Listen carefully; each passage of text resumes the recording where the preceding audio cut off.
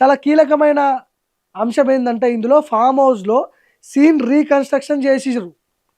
ఏం జరిగింది, ఎవరెవరు దాగిరు, ఎట్లా దాగిర్రు, మద్యం తాపిచ్చినవా బలవంతంగా లేదా, ఈ క్వశ్చన్స్ అన్నీ అడిగే అవకాశాలు ఉన్నాయి. సో ఈ విచారణ తర్వాత బండి సంజయ్ని కావచ్చు, ఇప్పుడు ఈ సంగప్పని కూడా విచారించే అవకాశాలు కనిపిస్తున్నాయి. నంబర్ 2 సంజయ్ని కూడా విచారించే అవకాశాలు కనిపిస్తున్నాయి.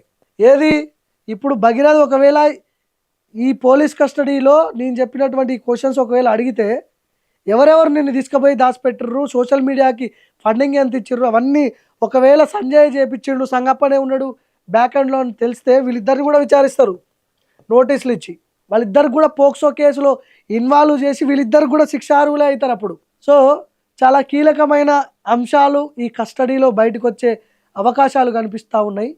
మరి పేట్ బషీరాబాద్ పోలీసులు రితిరాజ్ గారి ఆధ్వర్యంలో అయితే సీరియస్గానే నడుస్తుంది కేసు. దీంట్లో సర్వ ప్రయత్నాలు చేసినా కూడా రాష్ట్ర ప్రభుత్వం ఎవరు ఏం చేయలేని పరిస్థితిలో ఉంది ఇప్పుడు.